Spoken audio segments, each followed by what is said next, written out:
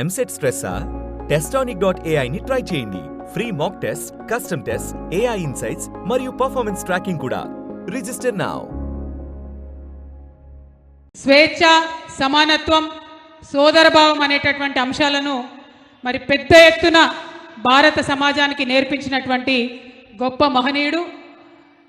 ఎవరు కూడా ప్రశ్నించినటువంటి అనేకమైనటువంటి అంశాలను ప్రశ్నించేటటువంటి ధైర్యాన్ని తరతరాల భారత పౌరులకు అందించినటువంటి గొప్ప వ్యక్తి మహాత్మా జ్యోతిబా పూలే. వారి కోసం ఇవాళ మనందరం కూడా అర్ధాకలితో ఇక్కడ ఉండి పోరాటం చేస్తున్నాం. మరి ఇవాళ మనం తెలుసుకోవాల్సింది, మనం అర్థం చేసుకోవాల్సింది ఒకటే ఉన్నది. చాలామంది ఇక్కడికి విద్యార్థులు వచ్చారు, చాలా youngsters, intermediate, degree, PG students అందరు కూడా వచ్చినారు. మరి టీవీల ద్వారా ఎన్నో లక్షల మంది చూస్తూ ఉంటారు. కొంతమంది అడుగుతూ ఉంటారు, ఇంకా రిజర్వేషన్లు ఏమవసరం, ఇంకా మనం బీసీల గురించి ఎందుకు మాట్లాడుతున్నాం, ఇంకా మనం ఎస్సీల గురించి ఎందుకు మాట్లాడుతున్నాం, ఇంకా మనం ఎస్టీల గురించి ఎందుకు మాట్లాడుతున్నాం, ఇవన్నీ కరెక్టేనా, మాట్లాడవచ్చా అని అంటున్నారు. నేను ఒక పేరు చెప్తా మీకు. ఈరోజే అన్ని వార్తాపత్రికలలో ప్రముఖంగా వచ్చింది. టికారాం జుల్లీ. టికారాం జుల్లీ, ఈ పేరు బాగా గుర్తుపెట్టుకోండి. ఎందుకంటే ఇక్కడి నుంచి భారతదేశ చరిత్ర ఒక మలుపు తిరగాలి, బీసీ ఉద్యమ చరిత్ర ఒక మలుపు తిరగాలి. ఎందుకోసం చెప్తున్నా అంటే, మనం మాట్లాడుతుంటే మనమేదో లేనిది కొత్తగా సృష్టించి మాట్లాడుతున్నట్టు చాలామంది మన మీద బురద చల్లే ప్రయత్నం చేస్తున్నారు. మళ్ళీ చెప్తున్నా, ఈ పేరు గుర్తుపెట్టుకోండి, టికారాం జుల్లీ. రాజస్థాన్లో ఉన్నటువంటి Congress party leader of opposition ఈయన అసెంబ్లీలో. మొన్న శ్రీరామనవమి జరిగితే, ఇది నేను ఎప్పుడో చరిత్ర చెప్తలేను, వర్తమానం ఇయాలటి విషయం చెప్తున్నా. శ్రీరామనవమి నాడు ఈయన రాజస్థాన్లో ఒక రాముడు గుడి దగ్గరికి పోయిండు. ఈయన పేరు టికారాం జుల్లీ, కాంగ్రెస్ పార్టీ అసెంబ్లీలో ఆపోజిషన్ పార్టీ లీడర్.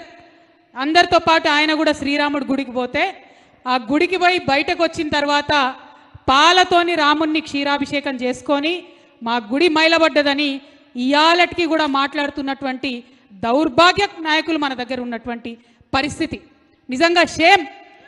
డెమోక్రసీ అని చెప్పుకుంటున్నాం, డెమోక్రసీ అని చెప్తున్నాం, ప్రజాస్వామ్యం అని చెప్తున్నాం, సమానత్వం అని చెప్తున్నాం, స్వేచ్ఛ అని చెప్తున్నాం, సోదరభావం అని చెప్తున్నాం.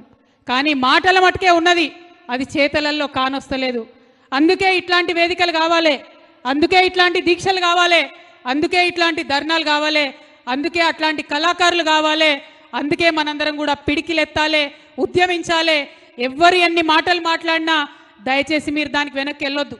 ఎందుకంటే సజీవంగా ఉన్న ఎగ్జాంపుల్, పొద్దున ఈ సభకు వస్తూ మాట్లాడుకుంటుంటే బాన్స్వాడలో ఒక షాప్ ఉన్నది, ఇప్పటికి ఉన్నది. అక్కడికి ఎవరన్నా బీసీలో ఎస్సీలో పోయి ఛాయ్ తాగితే వేరే కప్పులు ఇస్తారు. బీసీలో ఎస్సీలో పోయి ఛాయ్ తాగితే, ఛాయ్ తాగినావు, పైసలు ఇచ్చినావు కరెక్టే, కానీ నీ కప్పు నువ్వు గడిగాడ పెట్టిపో అని చెప్పేటటువంటి పరిస్థితి ఇప్పటికి కూడా ఉన్నది. ఒక 15 ఏళ్ల కిందటి మాట చెప్తున్న, మహబూబ్ నగర్లో ఒక గుడి ఉన్నది, పేర్లు చెప్పనేను. ఆ గుడి బయట, అంటే గుడి లోపల దేవుణ్ణి దర్శించుకోవడం అన్నది అసాధ్యం బీసీ ఎస్సీలకు.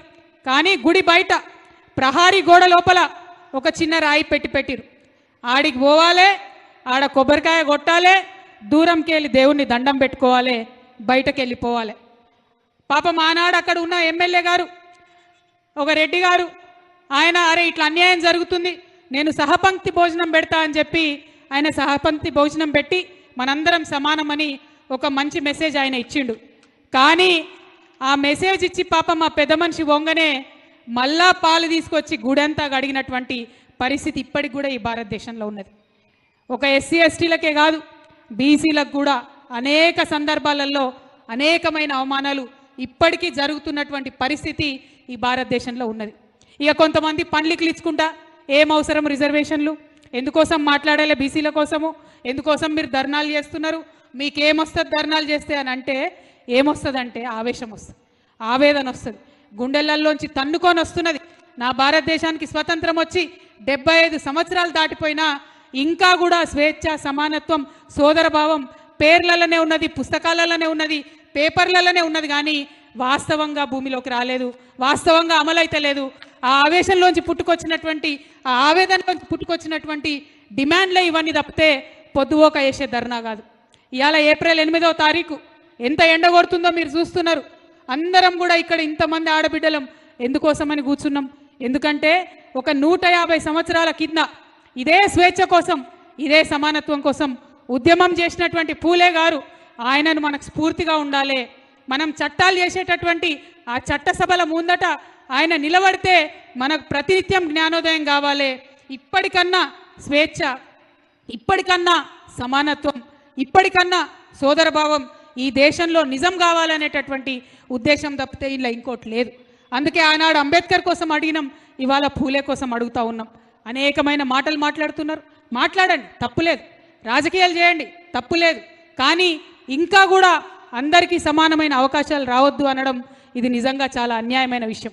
ఇవాళ భారతీయ జనతా పార్టీకి సంబంధించినటువంటి ఒక నాయకుడు, ఈ కాంగ్రెస్ పార్టీ నాయకుడు పోయి రాముని దర్శనం చేసుకోగానే మైలవడ్డది, ఈయన వచ్చిపోయిండు అని చెప్పి పాలతో అభిషేకం చేసిండు. మరి అదే భారతీయ జనతా పార్టీ మరి మహిళలు, ఒక గిరిజన బిడ్డ రాష్ట్రపతి అయింది. ఇవాళ ఎంత గౌరవం ఇవ్వాలి. First citizen of the country. అయోధ్యలో రాముడి గుడి కడితే ఆ రాష్ట్రపతికి ఇన్విటేషనే లేదు. ఇటువంటి దేశంలో ఉన్నాం. సమానత్వం ఉన్నదా? సోదరభావం ఉన్నదా? స్వేచ్ఛ ఉన్నదా? ఒక ఆడబిడ్డ, గిరిజన బిడ్డ రాష్ట్రపతి అయినా కూడా గౌరవం దక్కకపోతే మరి పోరాటం తప్ప మనకు మార్గం ఏమున్నదని చెప్పి ఇవాళ నేను పెద్దలందరినీ కూడా కోరుతా ఉన్నా. ఎందుకోసం పిలువరు? రాముడికి ఇష్టం లేదా? ఆ శబరిమాత ఎంగిలి కాదా? తినలేదా రాముడు? ఏ కులం శబరిది అడిగినరా ఎవరన్నా? ఆయన అడవిలో పోయినాడు, పడవ దాటించినటువంటి గుహుడిది ఏ కులం అడిగినరా ఎవరన్నా? ఆయన కోసం సీతమ్మని తేవడానికి పోయినటువంటి ఆంజనేయుడు ఆయన ఎక్కడివాడు? గిరిపుత్రుడు కాదా? మరి ఇవన్నీ కూడా మనం ఆలోచన చేసుకోవద్దా? ఎందుకు ఈ మాట నేను మాట్లాడుతున్నా అంటే ఒక ఆవేదనతో, ఒక బాధతోని మాట్లాడుతున్నా. చిల్లర మల్ల రాజకీయాలు చేయాలంటే, ఒక ఎమ్మెల్యేనో ఎంపీఓ కావాలంటే ఇంకా చాలా అంశాలు ఉన్నాయి మాట్లాడడానికి. కానీ భారతదేశానికి స్వతంత్రం వచ్చి ఇన్ని రోజులు అయిన తర్వాత ఇప్పటికి కూడా ప్రజాస్వామ్యం పరిడవిల్లకపోతే, ఇప్పటికీ కూడా ఎన్నిసార్లు చదివినా కూడా మాకు అవకాశాలు రాలేదనే నిరాశ, నిస్పృహ మా సోదరులకు వస్తూ ఉన్నదంటే, ఇంకా ఎంత చేసినా, ఎన్ని పదవులు ఎక్కినా నాకు మాత్రం సరైన గౌరవం లేదు అని చెప్పి మా ఎస్సీ ఎస్టీ బీసీలు, మా మహిళలు అనుకుంటూ ఉన్నారంటే మరి ఇది నిజమేనా? ఇది కరెక్టేనా? ఒక్కసారి అందరం కూడా దయచేసి గుండె మీద చేసుకొని ఆలోచించవలసిందిగా మీ అందరిని నేను కోరుతా ఉన్నా. ఇవాళ కాంగ్రెస్ పార్టీ నాయకుల్ని, ప్రధానంగా ఇక్కడ ఉన్నటువంటి కాంగ్రెస్ పార్టీ ప్రభుత్వాన్ని నేను రిక్వెస్ట్ చేస్తూ ఉన్నా. మీకు మంచి అవకాశం వచ్చింది, చరిత్ర మీకు మంచి అవకాశం ఇచ్చింది. ఇవాళ ఈడబ్ల్యూఎస్ అక్కడ ప్రవేశపెట్టడంతో 50% క్యాప్ అన్నది ఎగిరిపోయింది. ఇవాళ మీరు ఏ కోర్టుకు పోయినా 50% దాటి మీరు రిజర్వేషన్ ఇస్తే మిమ్మల్ని అడ్డుకునేటోళ్ళు ఎవరు లేరు. మీరు బిల్లు పెట్టిండ్రు, మీరు చిత్తశుద్ధితోని ప్రయత్నం చేయండి, మీరు బీజేపీని ప్రెషర్ చేయండి. మీకు అండగా తెలంగాణ బీసీ లోకమంతా కూడా అవసరమైతే ఢిల్లీకి వస్తాం, 7 కంటే ఆడికి వస్తాం. కానీ ఆ ప్రయత్నం చేయకుండా మీరు కవ్వింపు చర్యలాగా అక్కడికి పోయి కాంగ్రెస్ పార్టీ ధర్నా పెట్టి ఇక అయిపోయింది, మేము ఢిల్లీకి పోయినాం, మాట్లాడినామని చెప్పి దయచేసి బీసీలను మభ్య పెట్టవద్దు అని చెప్పి కాంగ్రెస్ ప్రభుత్వాన్ని నేను రిక్వెస్ట్ చేస్తూ ఉన్నాను. ఎందుకోసం రిక్వెస్ట్ చేస్తున్నా అంటే, పోరాటం ఎన్ని రోజులైనా చేయొచ్చు, కానీ ఒక్కొక్క సంవత్సరం పోతుంటే లక్షలాది మంది బీసీ బిడ్డలకు విద్యలో అవకాశాలు పోతాయి, లక్షలాది మంది, వేలాది మంది బీసీ బిడ్డలకు ఉద్యోగాలలో అవకాశాలు పోతాయి. ఆ విషయం గమనించే, ఆ విషయం గ్రహించే నేను ఒక తల్లిని, నాకు 2 బిడ్డలు ఉన్నారు కాబట్టి నేను అడిగిన, ప్రభుత్వాన్ని అడిగిన, ఒక్క బిల్లు కాదు దయచేసి 3 బిల్లులు పెట్టండి, విద్యా ఉద్యోగాలు సపరేట్ చేయండి, రాజకీయాలు సపరేట్ చేయండి అని అడిగినాం. ఎందుకు? ఏ కోర్టుకు పోయినా అది నిలబడాలి, రేపు నిలబడేటటువంటి ఆస్కారం ఉన్నది. ఇవాళ రాష్ట్ర ప్రభుత్వాన్ని మరొకసారి విజ్ఞప్తి చేస్తూ ఉన్నాం, ఆ బిల్లులు పాస్ అయ్యేటట్టు మీరు ప్రయత్నం చేయండి. అక్కడున్న బీజేపీ పార్టీ వాళ్ళ డిఎన్ఏనే వ్యతిరేకం, వాళ్ళ డిఎన్ఏనే బీసీలకు వ్యతిరేకం, వాళ్ళ డిఎన్ఏనే దళితులకు వ్యతిరేకం, వాళ్ళ డిఎన్ఏనే గిరిజనులకు వ్యతిరేకం. అయినా సరే అటువంటి డిఎన్ఏ ఉన్నటువంటి కేంద్ర ప్రభుత్వాన్ని కూడా మెడలు వంచాలంటే ఆ బాబాసాహెబ్ అంబేద్కర్ చెప్పినట్టుగా, మహాత్మా పూలే చెప్పినట్టుగా ప్రజా ఉద్యమాలు ఒక్కటే మనకు మార్గం. ఆ ఉద్యమాల ద్వారా ముందుకు నడుద్దాం, ఖచ్చితంగా బీసీ బిల్లును సాధించుకుందాం, పూలే గారి విగ్రహాన్ని అసెంబ్లీలో సాధించుకుందాం అనేటటువంటి అంశాన్ని మీ అందరికి తెలియజేస్తూ, మరి ఇక్కడికి ఇవాళ చాలా మంది నాయకులు వచ్చిండ్రు. పాపం మా జాగృతి బిడ్డలు ఉద్యమాలు చేసి చేసి చేసి మంది ఎక్కువైనరు, మైకులు తక్కువైన పరిస్థితి ఇవాళ వచ్చింది. ఎంతమంది మాట్లాడినా ఊట లెక్క ఉద్యమాలు ఊరుతూనే ఉన్నాయి. ఇది తెలంగాణ గడ్డ యొక్క మహిమ.